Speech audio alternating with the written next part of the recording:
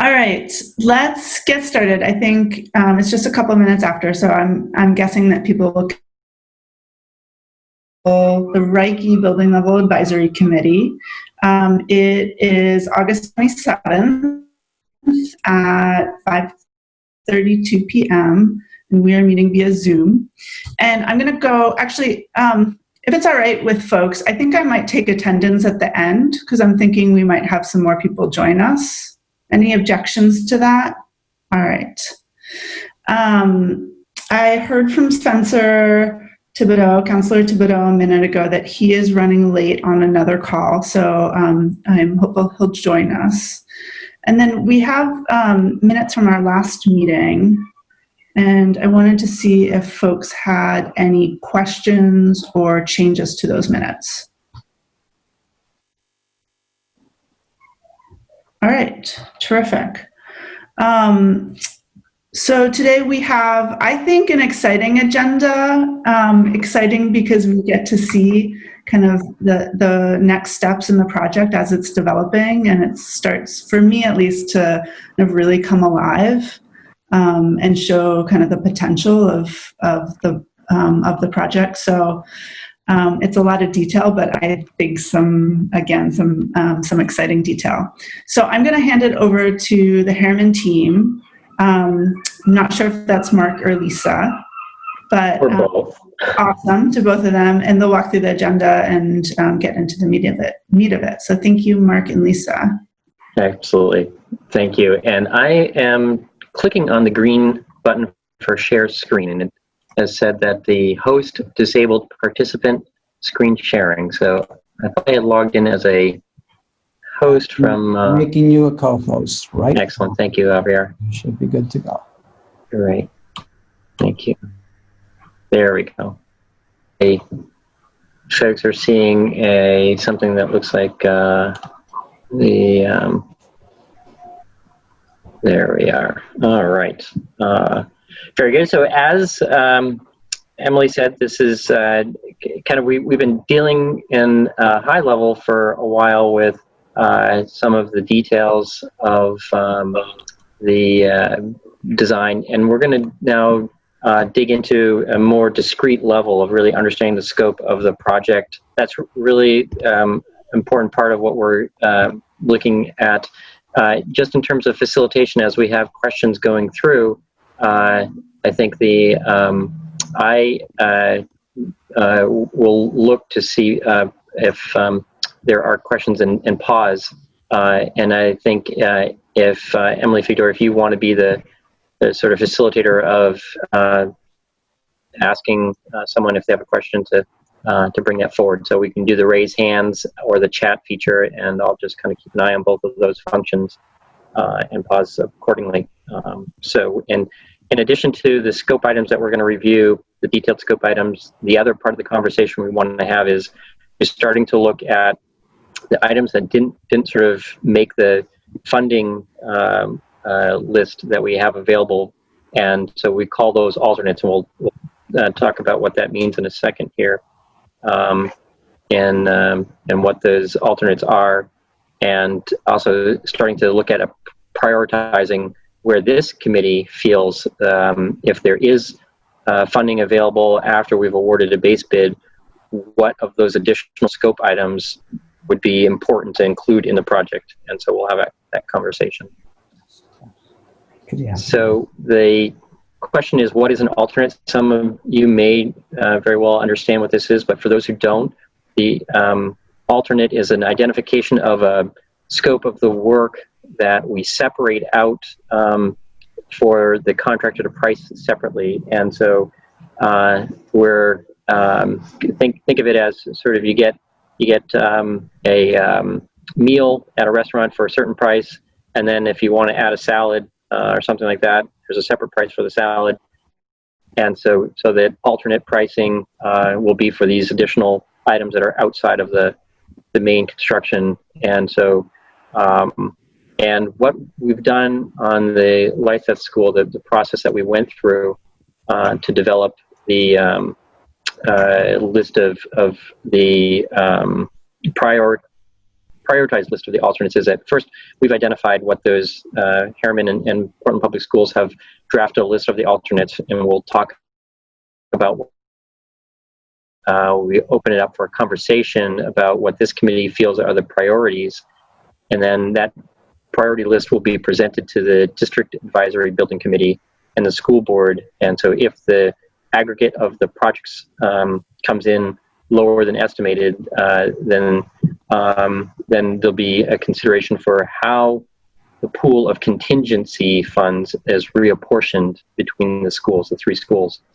And so as you all know, every project right now of the three schools has a project budget that encompasses the construction cost, and then there are other fees associated with it. One of those is called a contingency, and so and the contingency is to pay for unforeseen conditions and things that come up during the construction. And so and it also, there's a portion of it that's there for market conditions at the time that we go to bid.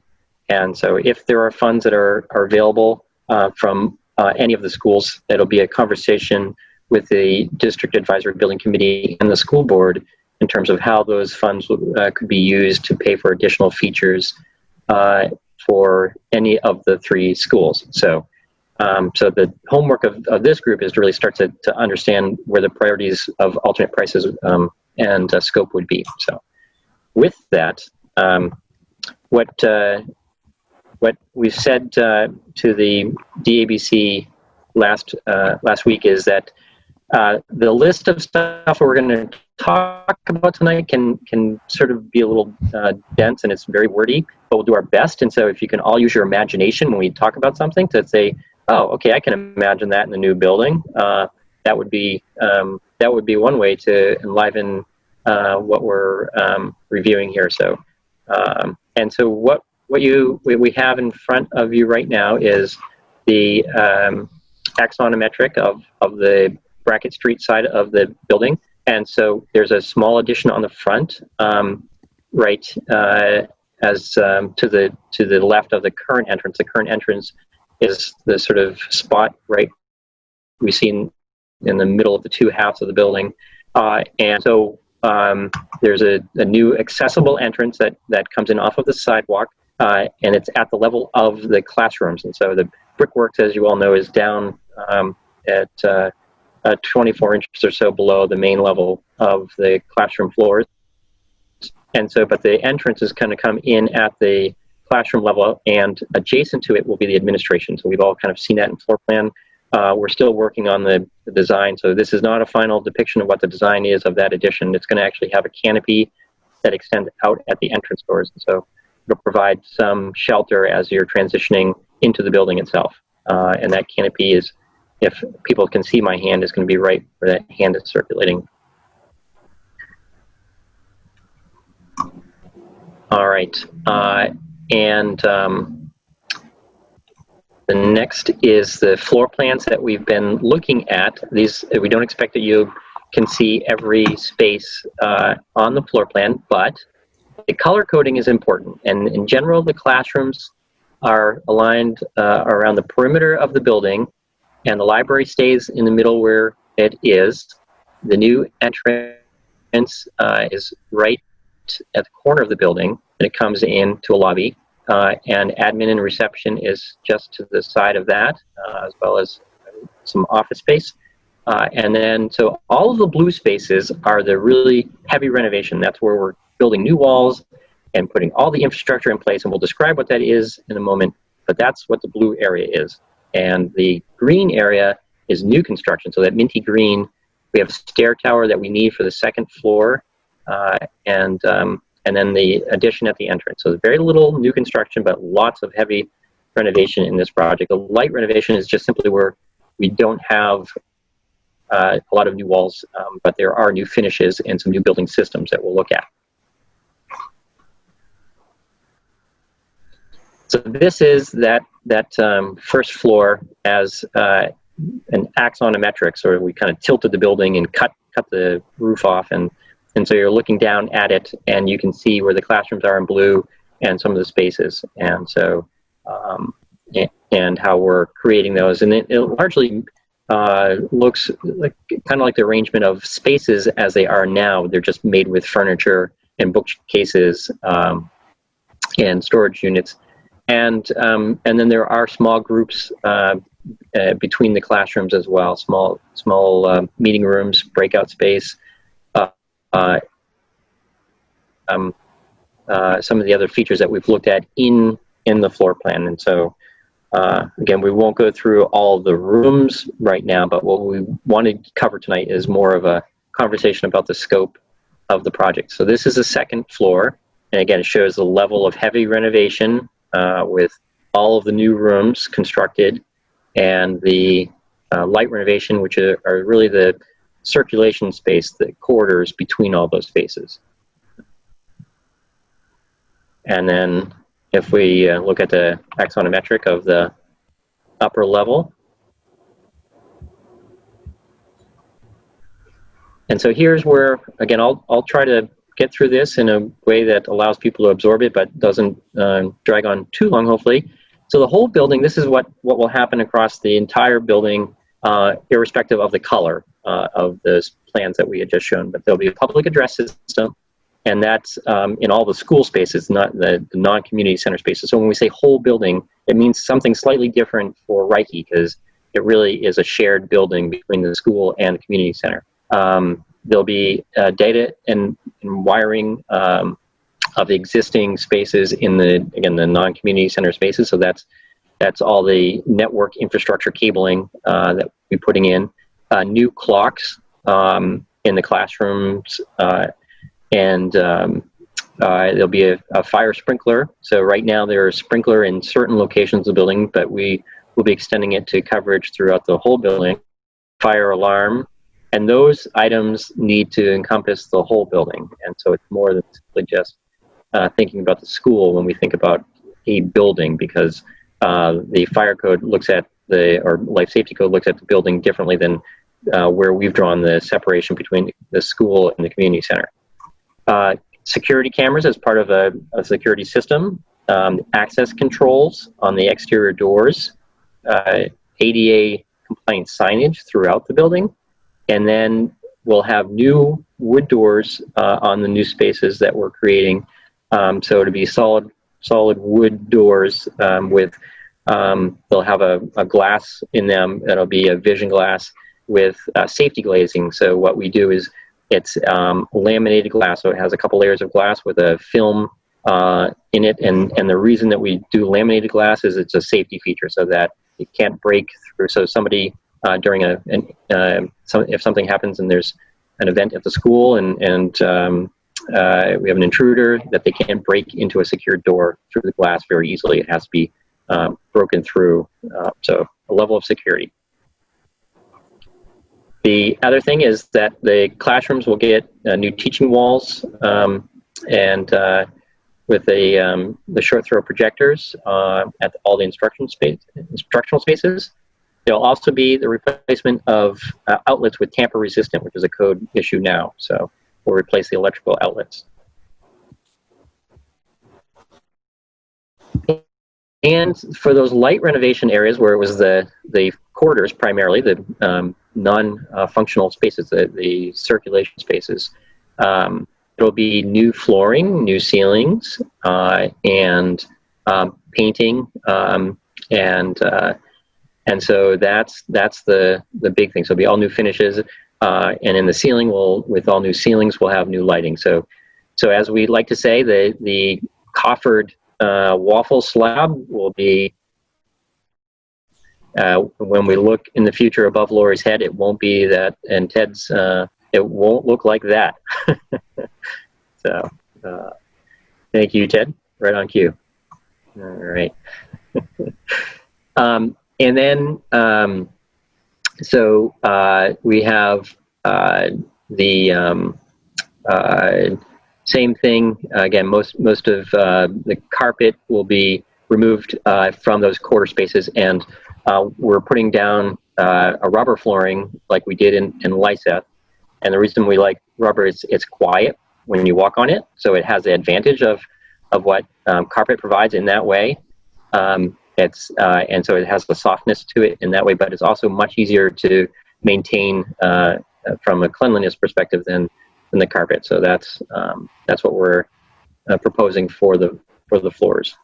So, and the ceilings also will have acoustic ceiling. It's standard lay-in acoustic ceilings. So between the rubber flooring and the acoustic ceilings, it'll be a quiet environment, and walls, of course, too. All right. So in heavy renovation spaces, and what we're talking about right now is thinking about the first floor lobby area where where we're converting the existing office space into a new lobby. So we'll build a new ramp with some stairs, and we'll also at the entrance to the building itself, we'll have a very secure entrance with the doors themselves. Will have a different glazing. It's a step up from that laminated glazing that I talked about in the classroom doors. This is actually a school guard glass. It's and the standard we're using is a SG4 school guard glass, and so it's a similar, but it has just a thicker film to it, and so it's a little more resistant to breaking in. It's more expensive, and that's why we're only using this product at the entrance doors. But we'll also have built-in benches and around the entrance ramp and entrance lobby. And we'll provide a walk-off mat at the entrance, as well as the rubber flooring that we've talked about as well. So that's kind of the scope as you first will come into the building and that area. And then when we're thinking about the educational support spaces, we'll have those will be all enclosed in rooms as well. So such spaces as the resource rooms, OTPT, the small group speech, those again will have enclosed walls with the rubber flooring, the acoustic tile ceiling, new lighting, and in some spaces such as the OTPT, we provide mounting supports for swings for the various equipment that they use, and we'll use rubber in those floors, which is really, really good in those types of rooms. And where we are enclosing the rooms, we'll have new ventilation system for it. So that's this is the one building that throughout will really have a big upgrade in terms of some of the HVAC equipment. And then in certain areas, we'll meet with the staff to understand what their storage needs are and what we need to build in for casework for the cabinetry. And so that'll be a further conversation to fine tune exactly what types of storage and counter space they need and plumbing that they need in each of the individual rooms. So the exciting addition of additional staff toilets, we'll have tiles, ceramic tile for the floor and for a wainscot around the room itself, just for ease of maintaining cleanliness. And new fixtures and a moisture-resistant gypsum board ceiling. So pretty cut and dry, but nice to have that amenity. And then faculty workroom will have the rubber flooring, new ceilings, and it will have a casework. So we'll have teacher mailboxes. We'll have in the faculty room, we'll have a kitchenette there, and so it'll have a counter and a sink and a place for a refrigerator.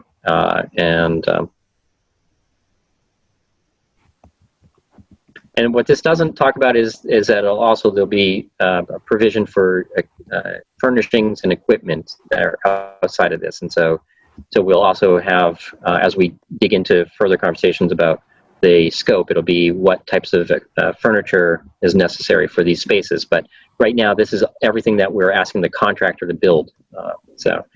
And then the admin area that pushes out into the new addition, but starts in renovated space that's currently in the building itself will be carpeted. So the admin area, we typically do provide carpeting, and that's because it tends not to get the same level of traffic that some of the other spaces do, and it's not subject to the same necessity for maintenance in the way that the others are. So So typically it is a little bit quieter, and so that's why we usually have carpet just in the admin area.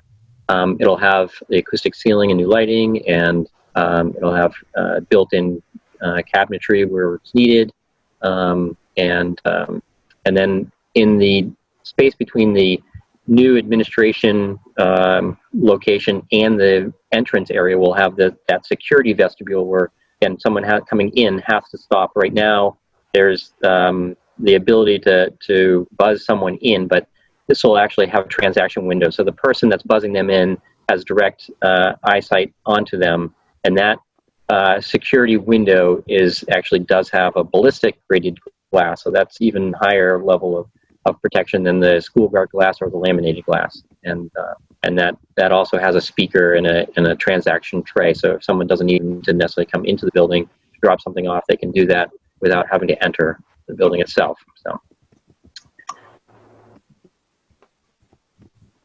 the nurse area, the big difference there, I guess, is that we'll have a cot area that will have privacy curtains around, but the floor will be rubber floor. We'll have a requisite number of storage units, and also we typically have more plumbing fixtures in the nurses area itself. So that will be something that we'll incorporate, as well as provision for the washer and dryer that goes into the nurse area, and a refrigerator for storing of meds or ice. Those are oftentimes what we find we need the most in elementary school nurses' rooms. So the other thing that I know has been a conversation, particularly in light of the times that we're in now, is the idea of providing a secured space within the nurse suite.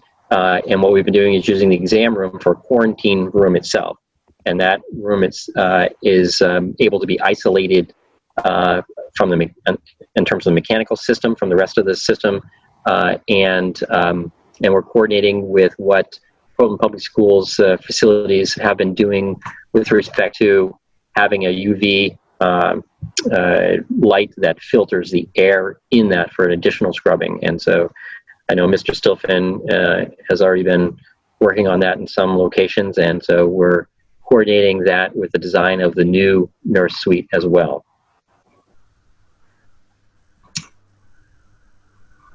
So then we go to the classrooms, and the classrooms will have rubber flooring and rubber tile on the wall that goes in where it meets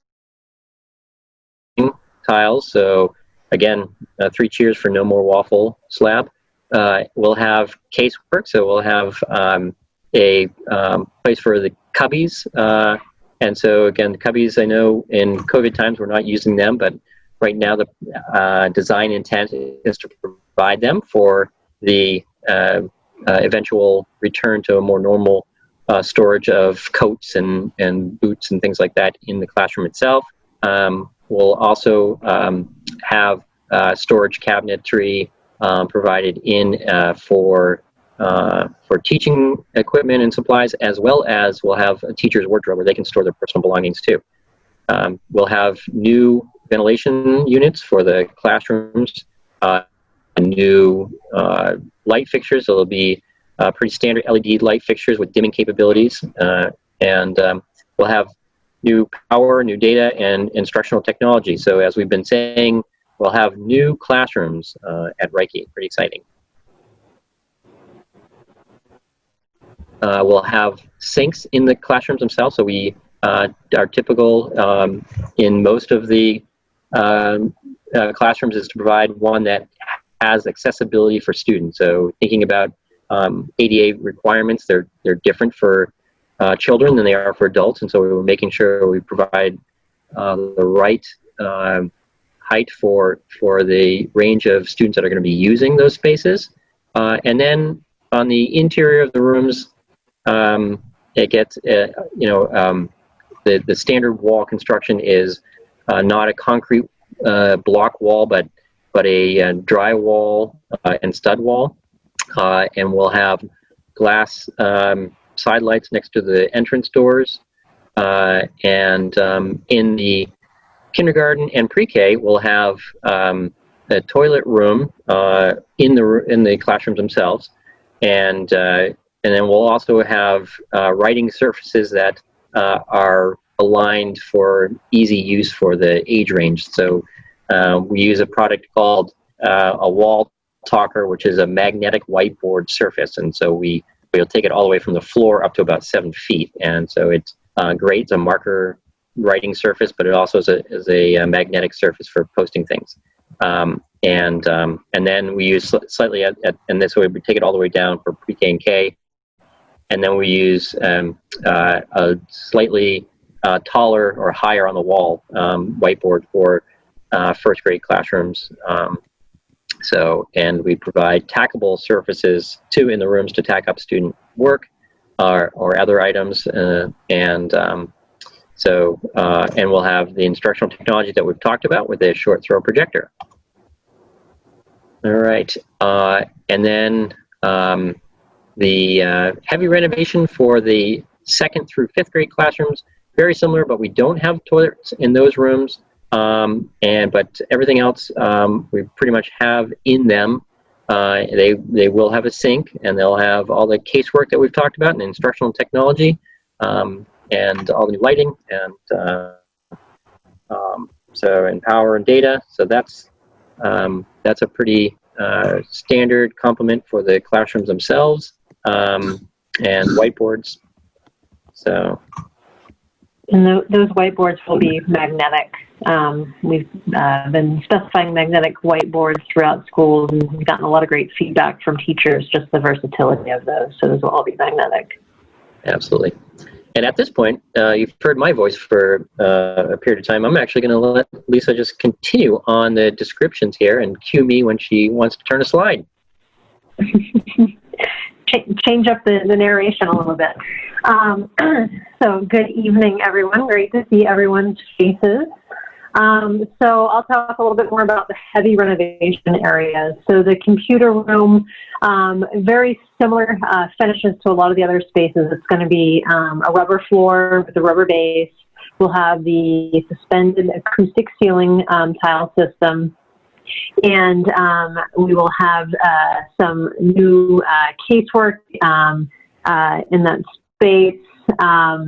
And we will provide new HVAC, lighting, power for the computers around the perimeter, new paint for both the walls, the doors, the frames, and we'll have a teaching wall as well. The teaching walls will be uniform in a lot of these spaces with the 2 5-foot by 8-foot whiteboards and the infrastructure for the short throw projectors, and the projectors will be part of the technology budget, and then tackable wall surface for the entire wall opposite the teaching wall.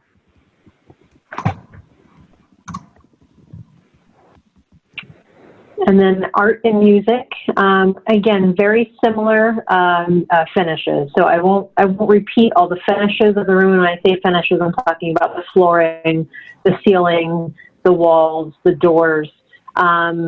The big difference here is there will be a separate kiln room, properly ventilated kiln room for the art program. There will be casework specifically designed for art rooms for the different storage of projects and materials. There will be 3 sinks, 2 sinks that can be used for hand washing and filling of water containers and things like that, and then 1 utility sink. And we try to disperse them throughout the room, so at the end of the day, at the beginning of the day, when you're doing hand washing and things like that, you don't have everybody congregating in one area. And then for the interiors, we will do a teaching wall as well. And I know this says 2 whiteboards, but what we did at Lysis that worked out really well and we can replicate here is really the wall talker again. So that sort of from top of door down to the floor, magnetic whiteboard surface, kind of flanked with pen-up space on either side. And that really gives a lot of versatility to that entire wall, especially when you're presenting artwork and you know, kind of doing critiques with the students. Next slide. And so heavy renovation for first and second floor new small group rooms. So these are really exciting little spaces off of the hallway outside the classrooms, where you can do small group work, you can do one-on-one meetings with students. They're very versatile. Again, very similar finishes with the floor, the ceiling tiles, and we'll provide new light fixtures. We'll have fresh paint in the whole space, and again, we'll have a teaching space, our teaching wall, and technology in these spaces. So again, very, very versatile.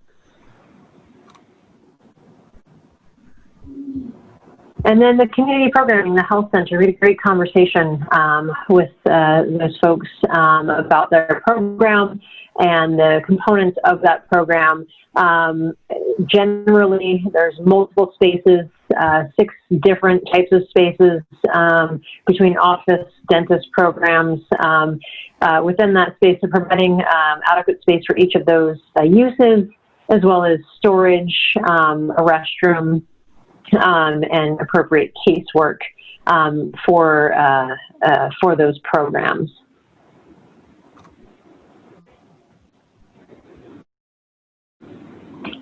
And then detailed scope items for the addition. So there are 2 additions at this school. There is the brick tower that will get folks up to the 2nd floor. We're really over towards the health center, allowing either some separation between the school side and the community use side, as well as safely getting folks off that floor on that side. And then the addition of the admin space, so really providing the extended admin area as well as the conference room. As Mark said, the rendering that you saw, the 3-dimensional drawing you saw, is very, very preliminary.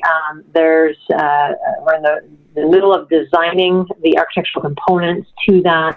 So the next time we meet, you'll definitely see some big advancements in that area. There was a canopy on the front to really help identify the entry to the building, as well as provide some coverage outside the building. And so in these new areas, there will either be brick veneer or what we call an ultra high performance concrete panel.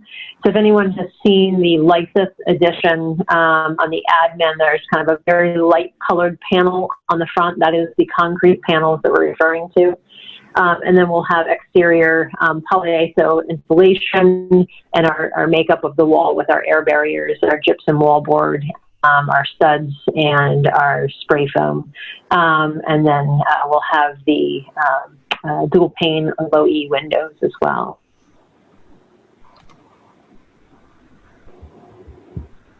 And then detailed items for the additions to the interior. And so this is kind of general. Making sure that we have insulated partition walls, abuse-resistant gypsum board to the underside of the deck. Our doors that will be similar to the other doors we've provided throughout the school, is a solid core wood veneer door with the safety glazing and the storeroom function lock. The exterior, we will have aluminum storefront doors, thermally broken, with insulated glazing. And then at the interior doors, as Mark had said, we'll have what's called school guard glazing. And it is a step up from the safety glass. Safety glazing in regards to essentially is rated to take about 6 minutes to break through this glass.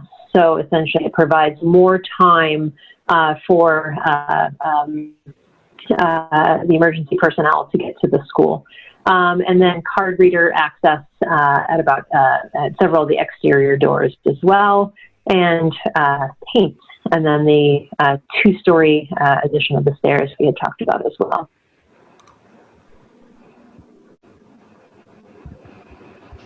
So this is the interior for the admin. So the admin, the major difference for the interior finishes, we'll have the acoustic ceilings, but instead of the rubber flooring, we will have carpet in the admin. Casework, we'll have casework to support the workstations at the admin desks, will also be what we call panic buttons, and essentially what that is it's a button that you can press that immediately notifies emergency personnel that there is an emergency at the school, and we will also have sensors on the exterior doors to make sure that it is alarmed. We're alarmed when those are left ajar so that people know to close those. The panic buttons are just part of the overall strategy for safety and security in the building, and they will be located at multiple places throughout the school. The, let's see, interior of the conference room, very similar to the rest of the admin for finishes in that space.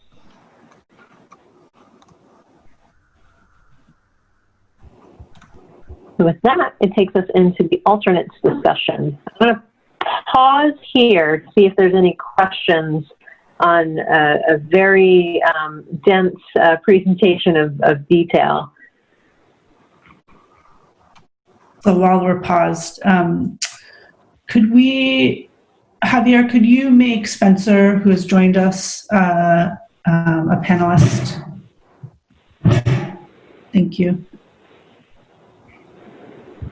Terrific. And any questions on all of the material we've heard so far?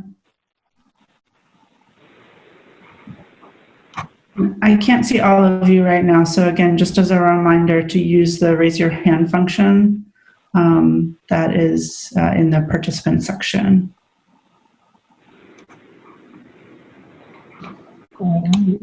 Okay. Matt Peters and Judy have their hands raised, it looks like. I didn't even see them. All right. Matt, go ahead, please. My comment / question is in two related veins. One is about toxicity and how are we choosing finished materials that are either in low toxic states, you know, are we choosing flooring and stuff like that, or are our paints going to be a high green seal, you know, level or whatever? And then the second question is about how are we maximizing the opportunity to have an impact on locking in carbon emissions. Since we aren't doing a massive kind of exterior renovation, we are doing a significant interior renovation. How are we taking the opportunity to use materials that are highly carbon intensive well, there's two versions, right? That they use less carbon in the creation, or that they will lock up carbon over the long term. Specifically, you had a couple in the exterior. You were talking about spray foam, and that has a high greenhouse gas emission coefficient. And so, how are you making those decisions and speccing out, you know, which acoustical panels to use and those types of things? Mm-hmm. Those are great questions, Matt. And we've been working closely with Thornton Tomasetti, our consultant, for making sure that this is a LEED Silver certified project. And so we're in the process of evaluating all of those decisions right now. So the materials like the polyiso, so you're right, that is something that's kind of a basis of design right now that's being evaluated with them. It may change to a rock wool or something else that addresses that. And so they are working with us to evaluate all of those materials. And I don't have the answers for you right now because we're in that process, but for the next presentation, we can make sure that we highlight the decisions making process that we're going through to determine the final selection of materials. Yeah, the only thing I'd add to that is that there is obviously the LEED requirement for low emitting materials, and so there's sort of an aspect of the off-gassing that and even the what's sort of sometimes referred to as a red list of materials that's kind of baked into the LEED checklist requirements, and so that obviously helps us filter in and make healthier choices. The building itself, also, when you sort of have that new building smell, there's a flush out period for the building as well that's required to help exhaust any of the off gases as well. But the LEED will really be kind of our guidance and embodied carbon as well as healthy materials. Mm-hmm. Perfect, thank you. And Judy?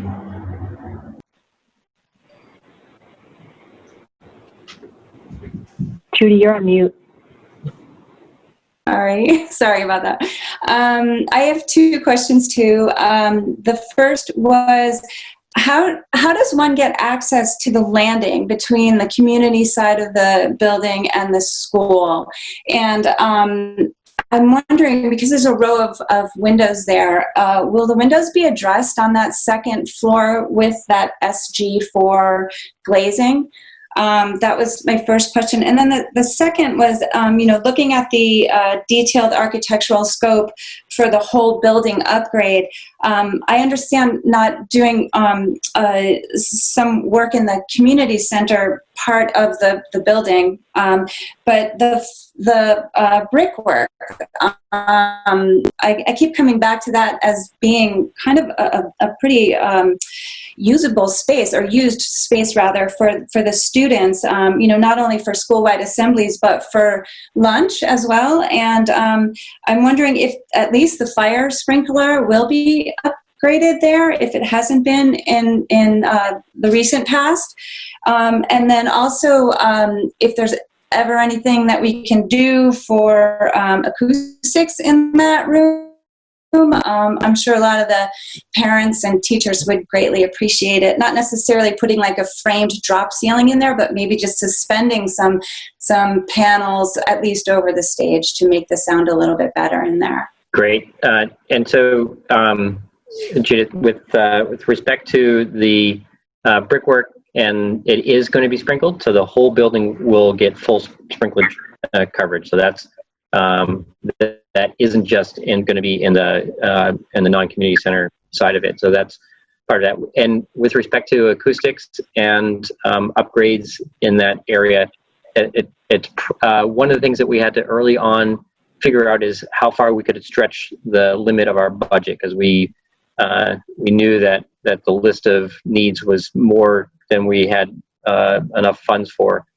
And so we sort of said, okay, well, even though we understand that's actually a real important aspect, better acoustics on that open side where lunch is and assemblies happen, it was that we just didn't have enough funds. And so that may be something that enters into our conversation on alternates when we get to that point.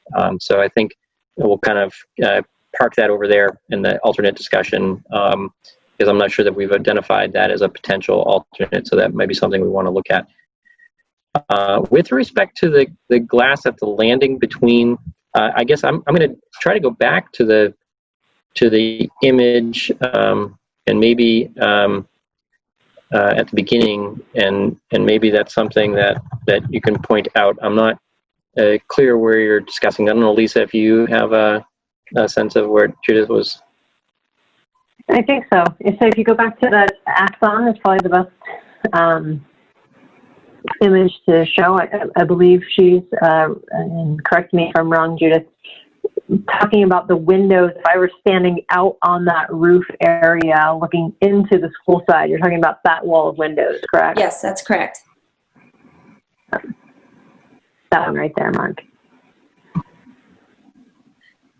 So right now, currently in the scope, that is not being addressed to receive the school guard glazing. Right now, the access to that, there's an alternate we're exploring about maybe creating a walkway across there. But really what we've done by taking the health program and moving it over to that side, we've really separated the need for the students to have to go back and forth. And so not sure that there's as much value for having a corridor across there as an add alternate, but we really have limited the access out onto that. There's no way to get to it directly from the ground up to there unless you go in through the building at this point. It's the way that I remember it is when you're coming in from the Clark Street side, there are some doors accessible to the community side that somebody could possibly get out onto that landing. Am I mistaken about that? Or yeah, I think you have your hand right on it there. Yeah, And you're right. And so the challenge, and again, we can go back and look at this a little bit more clearly, but the challenge we have is that we can look at applying film to an existing glass that then helps with that. And the challenge then becomes the sort of weak point becomes at the frame itself. And so it just has to be considered carefully. So if we reinforce the glass, is the frame itself reinforced enough for that? But that you do sort of raise a point where, with, you know, in thinking about the separation, and this line right here becomes kind of the separation between the community side and access to this area. It may be something that we can take a little deeper dive into figuring out, you know, when those are accessed, how those are accessed, and what might we consider for that edge right there. We love the glass because it provides a lot of nice natural light in the upper area of the building. Yes, maybe taking a look at the doors that are currently there. If there's, I mean, that might be a cheaper way to look at it. Instead of looking at the glass of windows, look at the doors that actually come out onto the landing and possibly replacing them if they're not up to snuff Right. in terms of safety. Yep. Thank you. That's all I had. Thank you. Thank you.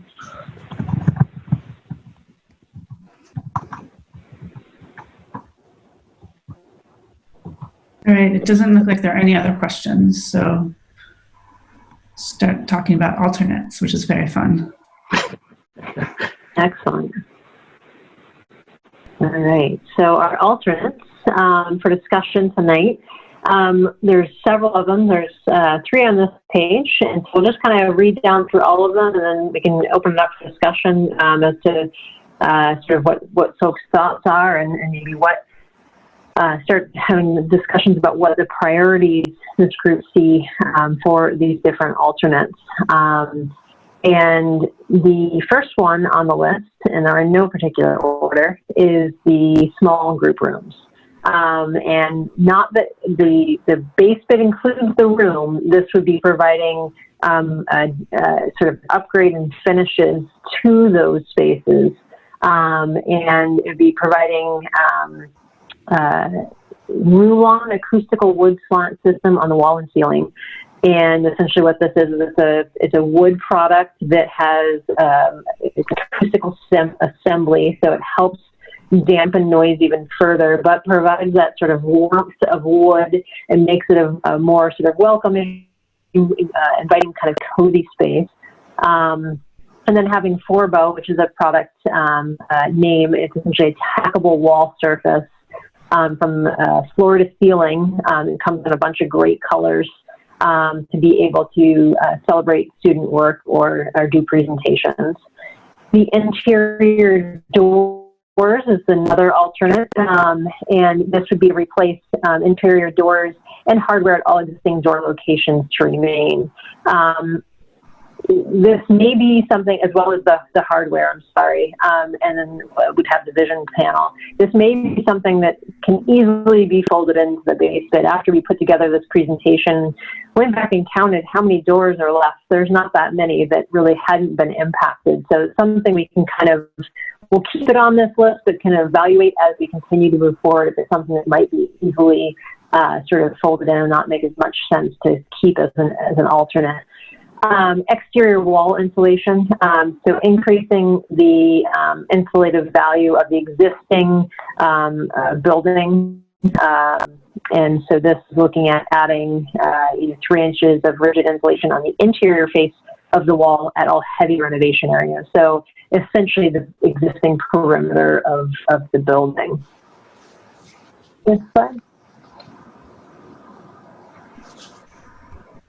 Another alternate for consideration is the location of an additional pre-K classroom. So right now the base has 1 pre-K classroom, and this is looking at an alternate location of providing a second.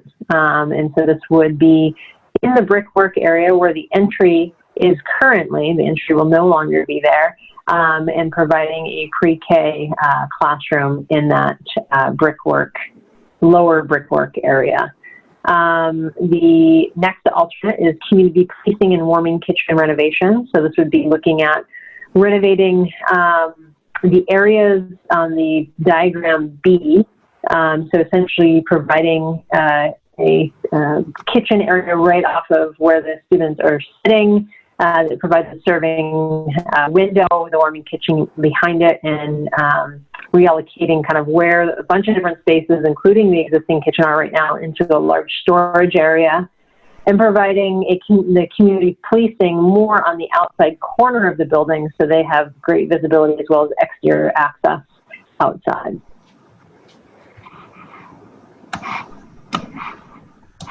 So we wanted to get your thoughts on sort of the which ones seem to resonate, which ones are that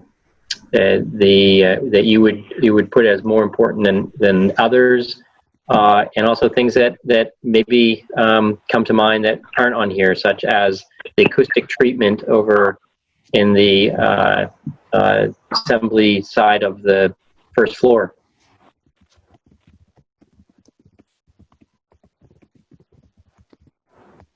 Judy, do you have your hand up again, or is that from the previous conversation? Okay. All right, what feedback do folks have? Matt?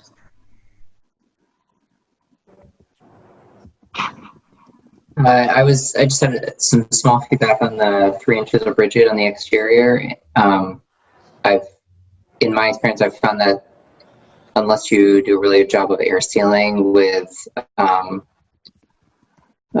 either a heat recovery ventilator and energy recovery ventilator, that 3 inches is probably not going to be worth the money, especially if it's with a foam board or something like that.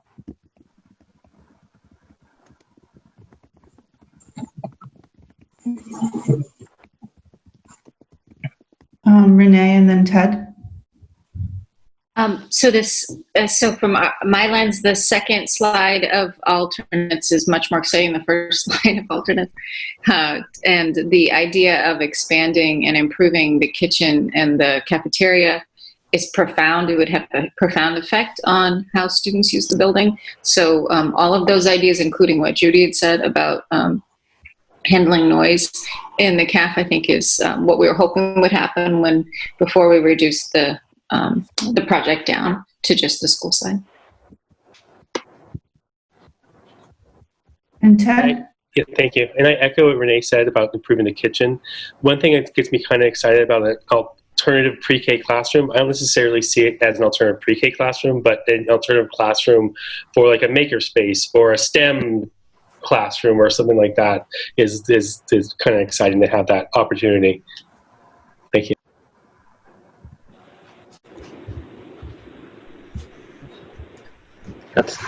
Those are all really good feedback. I think I'm trying to think if there's a way we could set up the room so that it has a flexibility. If you needed it as a pre-K, 1 year you could use it as that, or you could set it up for a multi-purpose type of environment, such as a makerspace or an additional learning project room or something. So that's really neat. And Renee, your thoughts again on the serving, the kitchen area, I think is probably again adds a lot of utility, where the items on the first slide didn't necessarily offer the same enhancement of utility of space. So do we kind of getting the sense that these items here have a priority over the previous ones? Some shakes. Yeah, and just I see Lori has her hand up as well. Yeah, I would agree with Ted and Renee. I think one thing that when you think of the Portland Promise and having preschool, I think that's one thing we really miss at Reiche is we don't have any pre-Ks in our building. And so absolutely, I think, and if it was flexible, that would be great. I really think we have a need for pre-K also.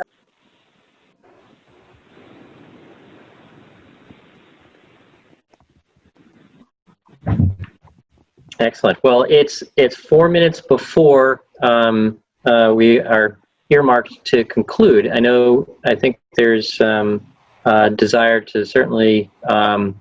We had just a few quickly I don't want to cut the alternate conversation short, but I think those are great comments, and please, if you have additional thoughts on alternates after mulling this information over, send them along to Emily or Spencer, and we can get those back to us, and we can include that in the conversation going forward. Just again, a reminder that we've got right now scheduled our next meeting in a month, and so that gives us time to launch off into the school year, and so we'll continue our cycle of having a DABC meeting on the third week, and meeting with this group on the fourth Thursday, and so and we're marching toward the design. Right now we're in the more detailed construction documents, and so that's why we're starting to get into these detailed scope discussions, but then we have the bidding coming up, and that will happen in November. And so I don't know, Emily, if you wanted to do attendance in the last 2 minutes, or final thoughts? I went ahead and did attendance just as we were meeting, so I think we're set on that. Just to, as folks are looking ahead to the meeting next month, just to note that it's on September 24th at 7:30. So we're rotating the times of the 3 different building committees, and so the Reiche one will be at 7:30 from 7:30 to 8:30 on the 24th. And definitely, if folks have additional feedback or thoughts on the alternate options, feel free to get in touch with me, and I can forward it along to the Harriman team. And is there anything else? All right. Well, thank you so much, everyone, for joining us tonight. Thank you to Mark and Lisa and Emily for this great work, and I'm looking forward to catching up with everyone next month and seeing the continuation of all of this progress. So thank you so much. Great. Thank you all. Thank you. Take care. Good night.